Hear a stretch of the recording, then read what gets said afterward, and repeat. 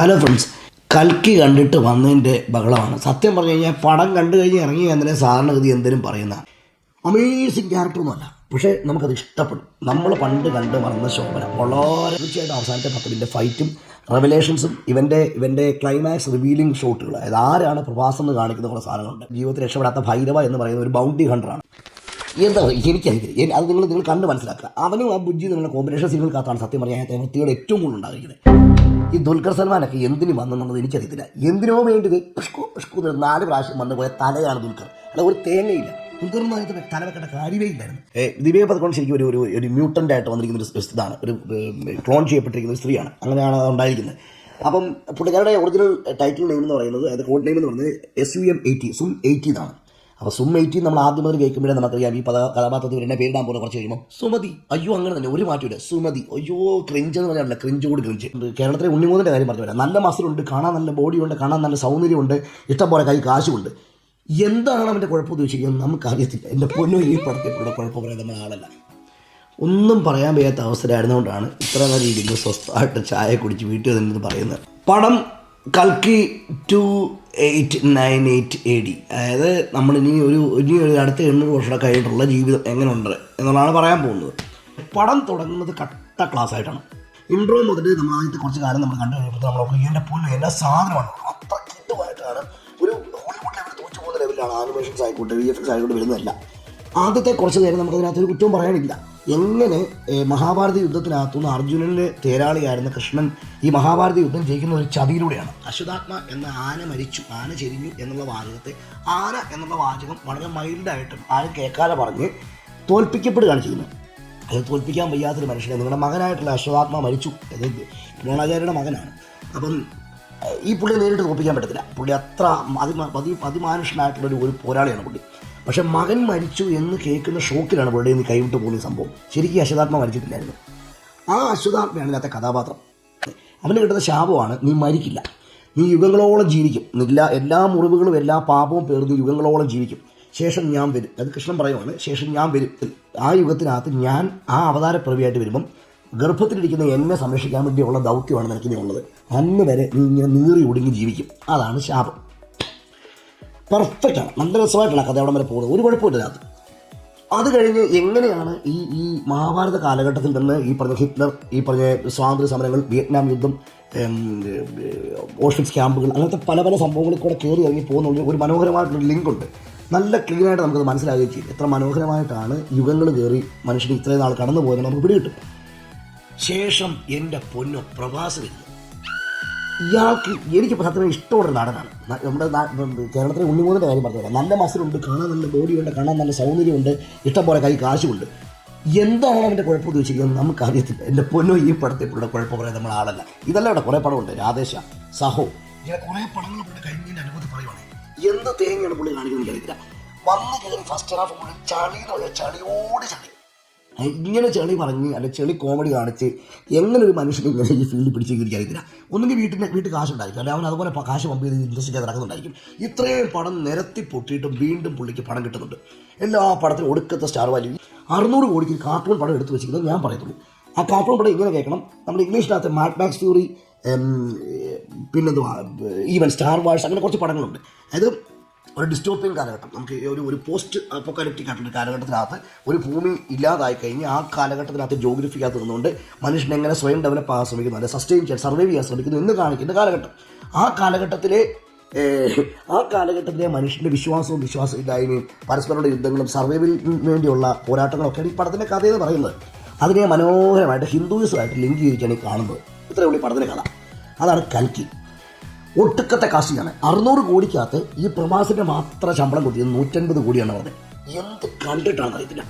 എനിക്ക് ആകെ അകത്ത് വേറൊരു കോമഡി തോന്നി. ഇവരെ കൊടുത്ത് 24 ഗുണമെന്ന് ചോദിച്ചത് ഈ മൗഗ്ലിയുടെ ഇതിനകത്തുണ്ട്. മൗഗ്ലി, ജംഗിൾ ബുക്ക് മൗഗ്ലി നമുക്കറിയാം. അവൻ്റെ കൂട്ടത്തിൽ മൗഗ്ലിയുടെ കൂട്ടത്തിൽ എപ്പോഴും നടക്കുന്നത് ഒരു ചെറിയ ഒരു അണ്ണാങ്ങി പോലത്തെ സാധനമുണ്ട്, മൗഗ്ലി എന്ന് ചോദിച്ച് നടക്കുന്നത്. അതുപോലത്തെ ഒരു വസ്തു ഇവൻ്റെ കൂട്ടത്തിലുണ്ട്. നമ്മുടെ കീർത്തി സുരേഷാണ് അതിന് ശബ്ദം കൊടുത്തിരിക്കുന്നത്. എൻ്റെ പൊന്ന് വെറുപ്പിക്കുന്ന പറഞ്ഞാലുണ്ടല്ലോ, നമ്മൾ പ്രാഗിപ്പോകും. അത് ഞാൻ കണ്ട തെലുങ്ക് സിനിമയാണ്, ഞാൻ തെലുങ്ക് കോപ്പയാണ് കണ്ടത്. നമ്മുടെ റിലീസ് തെലുങ്കാണ് തുടക്കം. എൻ്റെ ദൈവമേ, എൻ്റെ നാട് ചുറ്റിയിരിക്കുന്നവർ തെലുങ്കന്മാർ പ്രാകുന്നത് ഞാൻ വളരെ അപൂർവമായിട്ടാണ് കാണുന്നത്. ഭയങ്കര ക്ഷമയുള്ള ടീമുകളാണ്. എന്ത് ടൈപ്പ് സാധനം ഇട്ടാലും അവർ നിന്ന് കാണും. അവന്മാർ വരെ പ്രാഗിയായിട്ട് വരുന്നു. കാരണം ഈ ഒരുമാതിരി നിങ്ങൾ OTTക്കകത്ത് ഇത് കാണുന്നെങ്കിൽ നിങ്ങൾക്ക് ഈ ഫസ്റ്റ് ഹാഫ് ഒരു അരമണിക്കൂറിൽ തീരും. അരമണിക്കൂറിൽ ഈ ഫസ്റ്റ് ഹാഫ് നിങ്ങൾ തീരും. കാരണം അത്രയും ക്ഷമയോടെ നിങ്ങൾ ഇരിക്കത്തില്ല. ഇത് തിയേറ്ററിലായി പോയിട്ട് മാത്രമേ നമ്മളിങ്ങനെ എന്തൊക്കെയോ കാണിച്ചുകൊണ്ടിരുന്നു. അല്ല വേറെ വഴിയില്ല, നമുക്ക് ഓടിക്കാൻ പറ്റത്തില്ലോ. ഫസ്റ്റ് ഹാഫിൻ്റെ ലാഗ് കഴിഞ്ഞാൽ പിന്നെ സ്കോർ ചെയ്യുന്നത് അമിതാഭ് ബച്ചൻ, ദീപിക പദക്കോൺ, ശോഭന. ഈ ദുൽഖർ സൽമാനൊക്കെ എന്തിനും വന്നൊന്നും എനിക്കറിയത്തില്ല. എന്തിനോ വേണ്ടി പുഷ്കു 4 പ്രാവശ്യം വന്നു പോയ തലയാണ് ദുൽഖർ. അത് ഒരു തേങ്ങയില്ല. ദുൽഖർ എന്ന് പറയുന്നത് തല വെക്കേണ്ട കാര്യമേ ഇല്ലായിരുന്നു. ഇവൻ്റെ അപ്പനെങ്ങാണ്ടായിട്ട് കാണുന്ന ഒരു ക്യാരക്ടറാണ്. ചുമ്മാ ഒരു പാട്ടിനിടയ്ക്ക് 4 സീൻ ചെറിയ ബിറ്റ് പോലെ പാസ് ചെയ്ത് പോയാണ് ദുൽഖർ സൽമാൻ. അതിനും ഇപ്പോൾ ഫേസ്ബുക്കിൽ കണ്ട് ഒടുക്കത്തെ തള്ളുകളെല്ലാം കൂടി വാവ്, ദുൽഖറിൻ്റെ അമേസിങ് പ്രകടനം തേങ്ങയാണ്. നിങ്ങൾ കണ്ടിട്ട് സംസാരിക്കുക. പിന്നെയും അന്നാബൻ, നമ്മുടെ മലയാളത്തിൽ കൊണ്ടതാണ് അന്നാബൻ. അതിതുപോലെ അജ്ജു ചിരിക്കട അജ്ജു എന്ന് പറഞ്ഞ് ദേ വന്ന് ദാ പോയി, അടുത്ത പഠിക്കാത്ത അവൾ പോയി. അത്രേ ഉള്ളൂ. ഇത്രയും ക്യാരക്ടർ, ഇത്രയും സ്പേസ് ഇവർക്കൊക്കെ ഉള്ളൂ. സ്കോർ ചെയ്താണ് അമിതാഭ് ബച്ചനാണ്. കുറേയേറെ നാളിന് ശേഷം കിടുക്കനായിട്ട് തകർത്തിട്ടുണ്ട് പുള്ളിക്ക്. അതിങ്ങനെ മുഴുനീള റോള് പോലെ, അതായത് പുള്ളി വന്നിറങ്ങുന്ന സമയം മുതൽ അവസാനം വരെയും പുള്ളി തകർത്തിട്ടുണ്ട്. പുള്ളിയാണ് ഈ പറയുന്ന ആദ്യം ശപിക്കപ്പെട്ട ആത്മാവായിട്ട് ജീവിക്കുന്ന യശോദാത്മ.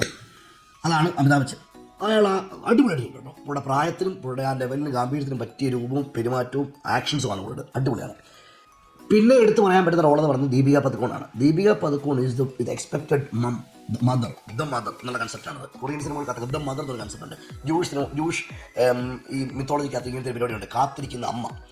ദൈവം പിറക്കാൻ പോകുന്നു, ആ ഇൻകാർണേഷനും തിരഞ്ഞെടുക്കപ്പെട്ട ഉദരമാണിത്, ഇതാണ് അമ്മ എന്നൊരു കൺസെപ്റ്റ് ഉണ്ട്. അതേ സംഭവം എടുത്തിട്ട് ശോഭനയുടെ പേര് മെറിയം എന്നാണ് ഇതിനകത്ത്. ഇത് ജൂയിഷ് കൺസെപ്റ്റാണിത്. മെറിയം എന്ന് പറഞ്ഞാൽ അബ്രഹാം എൻ്റെ താവഴിയിൽപ്പെട്ട വിശ്വാസം പിന്തുടരുന്ന ജൂയിഷ് തലമുറ. അപ്പോൾ അവരുടെ കൂട്ടത്തിനകത്തുള്ളത് കാത്തിരിക്കുകയാണ്. ശംബാല എന്ന് പറയുന്ന ഗ്രാമത്തിനകത്ത്, പോസ്റ്റ് മോഡേൺ ഗ്രാമത്തിനകത്ത് കാത്തിരിക്കുകയാണ് ഈ അമ്മയ്ക്ക് വേണ്ടി. ഇവളാണ് അമ്മ. അപ്പോൾ അവളിൽ നിന്ന് ജനിക്കാൻ പോകുന്ന ദൈവത്തിനായിട്ട് കാത്തിരിക്കുന്നു. അപ്പോൾ ആ ദൈവം ഏതാണെന്ന് എടുത്ത് പറയുന്നില്ല. ഹിന്ദുയിസ്റ്റിനകത്തുള്ള പോയിന്റിൽ തന്നെയാണ് നിൽക്കുന്നതെങ്കിലും ദൈവം ഏതാണ് പറഞ്ഞില്ല. പക്ഷേ ആ ദൈവത്തെ പ്രൊട്ടക്ട് ചെയ്യാനുള്ള ദൗത്യം ഈ അശ്വതാത്മയ്ക്കാണ്. Always with. ഇതാണ് ഇതിൻ്റെ കൺസെപ്റ്റ്.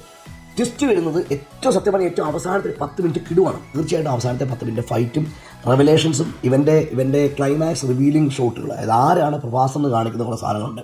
പ്രഭാസ് ഒരു കൂതറ, ഈ പണ്ടത്തെ അതേ സംഭവം കൂതറ അങ്ങോട്ടും ഇങ്ങോട്ടും ചളി അടിച്ച് നടക്കുന്ന ജീവിതത്തിൽ രക്ഷപ്പെടാത്ത ഭൈരവ എന്ന് പറയുന്ന ഒരു ബൗണ്ടി ഹണ്ടറാണ്. കാശൊന്നുമില്ല, നേരെ ഒരു വണ്ടി പോലും ഇല്ല, ആകെയുള്ള ഒരു ബിഡ്ജിയാണ്. ബിഡ്ജി കൊണ്ടു 24 മണിക്കൂർ വർത്തമാനം പറഞ്ഞിരിക്കും. ഇത്രയേ ഉള്ളൂ. എന്താ എനിക്കറിയില്ല, അത് നിങ്ങൾ കണ്ട് മനസ്സിലാക്കുക. അവനും ആ ബുജ്ജി എന്നുള്ള കോമ്പിനേഷൻ സിനിമകൾക്കകത്താണ് സത്യം പറയാൻ വൃത്തിയുടെ ഏറ്റവും കൂടുതൽ ഉണ്ടായിരിക്കുന്നത്. അങ്ങനെ ക്യാരക്ടറിന് ആവശ്യമില്ലായിരുന്നു. പക്ഷേ എനിവേ നമുക്കറിയത്തില്ല ഇവരൊക്കെ ഇത്രയും പൈസ മുടക്കിയിട്ട് എന്തിനാ ഇങ്ങനെ ക്യാരക്ടർ ഉണ്ടാക്കുന്നത്. പിന്നെ പ്രഭാസിൻ്റെ ജോഡിയായിട്ട് ഇഷ പട്ടാനി വരുന്നുണ്ട്. ഇഷ പട്ടാനിക്കൊക്കെ ഈ ദേഹം കാണിക്കാനാണ് റോള് കൊടുത്തതെങ്കിൽ ഇതിലും നല്ല പെണ്ണുങ്ങൾ വേറെ ഉണ്ടല്ലോ. ക്ഷാമമുള്ള സാധനമൊന്നുമല്ല തെലുങ്ക് ഇൻഡസ്ട്രി. ആദ്യമായിട്ടല്ല ഇത് കാണിക്കുന്നത്. പിന്നെ ഇവിടെ എന്തിനുകൊണ്ട് നിങ്ങൾ കണ്ടു നോക്കുള്ളൂ, അത്രേ ഉള്ളൂ. പാട്ട് എന്ന് പറഞ്ഞ സാധനം ആകെ എനിക്കൊന്ന് 1-2 കണ്ടുണ്ടായിരുന്നു തോന്നുന്നു. തിരിച്ചുപത്തിട്ടും തോന്നില്ല. ബാക്ക്ഗ്രൗണ്ട് മ്യൂസിക് എൻ്റെ പൊന്നോ, എന്തിന് ഇത്രയും ഒരു, ഞാൻ പറയുന്നില്ല വീട്ടിൽ ഇരുന്ന് പിന്നെ എൻ്റെ അണ്ണോട് പറഞ്ഞാൽ ഇത്രയും വലിയൊരു സാധനം എന്തിനുണ്ടാക്കിയിരിക്കാതില്ല. ബാക്ക്ഗ്രൗണ്ട് മ്യൂസിക് വരുന്ന നമ്മുടെ പവർ റേഞ്ചേഴ്സ് ഇല്ലേ, കാർട്ടൂൺ പവർ റേഞ്ചേഴ്സ് ഉണ്ട്. അതിനകത്ത് ഈ മോഡൽ ടൈപ്പിലുള്ള ബാക്ക്ഗ്രൗണ്ട് മ്യൂസിക്കാണ് വളരെ സീരിയസ് ആയിട്ടുള്ള സിറ്റുവേഷൻസ് കൊടുത്തിരിക്കുന്നത്. പാവപ്പെട്ട അമിതാഭ് ബച്ചൻ വരെ ഇത്രയും ഒരുപാട് മറ്റേ ബാക്ക്ഗ്രൗണ്ട് മ്യൂസിക്കിനകത്ത് താടിക്ക് കൈ കൊടുത്തിട്ടുണ്ട്. എന്തിനാണാവോ എല്ലാ കിടക്കനായിട്ട് പൊലിപ്പിക്കാൻ പറ്റുന്ന എത്രയോ സിറ്റുവേഷൻ അറിയുന്നത്. അതായത് മ്യൂസിക് കൊണ്ട് മാത്രം എലിവേറ്റ് ചെയ്യാൻ പറ്റുന്ന എത്ര സിറ്റുവേഷൻസിനാണെന്ന് അറിയാം. വളരെ സിമ്പിളായിട്ട് ഇവിടെ നശിപ്പിച്ചുകൊണ്ടിരിക്കുന്നത്. അതും ചില ഫൈറ്റ് സീൻസിനൊക്കെ വന്നിരിക്കുന്ന ബാക്ക്ഗ്രൗണ്ട് മ്യൂസിക് കേട്ട സങ്കടം വരും. പക്ഷേ ഇതാണ് അവസ്ഥ. ഇതിൻ്റെ സീക്വൽ വരുന്നുണ്ട്, അടുത്തതൊരു സെക്കൻഡ് പാർട്ട് വരുന്നുണ്ട്. സെക്കൻഡ് പാർട്ടിനകത്തായിരിക്കും മലമറിക്കുന്നതാണ്ട് ഈ കഴിഞ്ഞ കുറേ കാലമായിട്ട് ഇവിടുത്തെ രീതിയാണ്. ഇത് കൽക്കി യൂണിവേഴ്സ് ഉണ്ടാക്കി വെച്ചിരിക്കുന്നു. ഇനി സെക്കൻഡ് പാർട്ടിനകത്ത് കമലഹാസൻ വിരിഞ്ഞ് വിടർന്ന് വരുന്നതാണ് കാണിച്ചിരിക്കുന്നത് അവസാനം. അപ്പോൾ ഇനി കമലഹാസനായിരിക്കും കൽക്കി, അല്ലെങ്കിൽ അടുത്ത് എന്ത് ഉണ്ടാകാൻ പോകുന്നത് നമുക്കറിയത്തില്ല. ഇനി അടുത്ത് തന്നെയാണെന്നുള്ളത്. ചിലപ്പോൾ അടുത്ത പാർട്ടോടുകൂടി പടത്തിൻ്റെ ഫുള്ള് വേവിൽ എന്തൊക്കെ വരുമായിരിക്കും. ഈ പാർട്ട് കാണുമ്പോൾ കഷ്ടപ്പെടും മുത്തയെ കഷ്ടപ്പെടും. പിന്നെ ഇത് OTTക്കകത്ത് കാണാൻ വേണ്ടി നിൽക്കുന്നവൻ എല്ലാ ആശംസകളും നേരുന്നു. നിനക്ക് കഴിവുണ്ടെങ്കിൽ കണ്ടു തീർക്കുമെന്ന് മാത്രമേ എനിക്ക് പറയാറുള്ളൂ. തിയേറ്ററിൽ കാണുന്നതിനൊന്നും അല്ലെങ്കിൽ വിഷ്വൽസ് കണ്ടെങ്കിൽ കുറേ നേരം വായി പിടിച്ചിരിക്കും. പിന്നെ കുറച്ച് നേരം ഉറങ്ങാനുള്ള ഇടയൊക്കെ ഉണ്ട്, അതാണ് നമുക്ക് തന്നിട്ടുണ്ട്. ഇഷ്ടംപോലെ ഉറങ്ങാനുള്ള ഇട തന്നിട്ടുണ്ട്. പ്രഭാസ് ഏതായാലും 150 കോടി. അമിതാഭ് ബച്ചൻ മുഴുനീള കഥാപാത്രമായിട്ട് വരുന്ന ആദ്യത്തെ തെലുങ്ക് സിനിമ. പുള്ളിയുടെ മാത്രം ശമ്പളം ഇതിനകത്ത് 20 കോടിയാണെന്നാണ് പറയുന്നത്. 20 മിനിറ്റ് മാത്രം താഴെ ഉണ്ടായിരുന്ന കഥാപാത്രയുടെ കമലിൻ്റെത് പുള്ളിക്കും കിട്ടിയിട്ടുണ്ട് 20 കോടി. പിന്നെ 18 വർഷത്തിന് ശേഷം അത് അങ്ങനെയോടെ പറഞ്ഞു. ശോഭനയുടെ റോള് അമേസിങ് ക്യാരക്ടറൊന്നുമല്ല, പക്ഷേ നമുക്കത് ഇഷ്ടപ്പെടും. നമ്മൾ പണ്ട് കണ്ട് മറന്ന ശോഭന വളരെ വളരെ എത്ര മനോഹരമായിട്ട് അഭിനയിക്കുന്നു. പക്ഷേ അത് ഭീകരമായ റോളൊന്നുമല്ല. ആ കഥാപാത്രം അത്ര വലിയ ഡെപ്തുള്ളതൊന്നുമല്ല. ബട്ട് ശോഭന, പഴയ ശോഭന നമ്മൾ വീണ്ടും കാണുവാണ്. നമ്മൾ പണ്ട് കണ്ട് മറന്ന പഴയ ശോഭന മോഹൻലാലിൻ്റെ മമ്മൂട്ടിയെ കൂടുതലുണ്ടായിരുന്നു. ഇൻ ദാറ്റ് വേ നമുക്ക് വേണമെങ്കിൽ കണ്ടിരിക്കാം. പക്ഷേ ദുൽഖറിനെ കണ്ട് പുതിയ പിള്ളേർന്ന് ദുൽഖർ ഉണ്ടെന്ന് ഓർത്ത് ഓടിക്കാറുള്ളത് ഒന്നുമില്ല. ബാക്കിയൊക്കെ നിങ്ങളുടെ മനോധർമ്മത്തിൽ വിടുന്നു. എല്ലാ ആശംസകളും നേരുന്നു. എൻജോയ്. അടുത്ത റിവ്യൂ പിന്നെ കാണാം.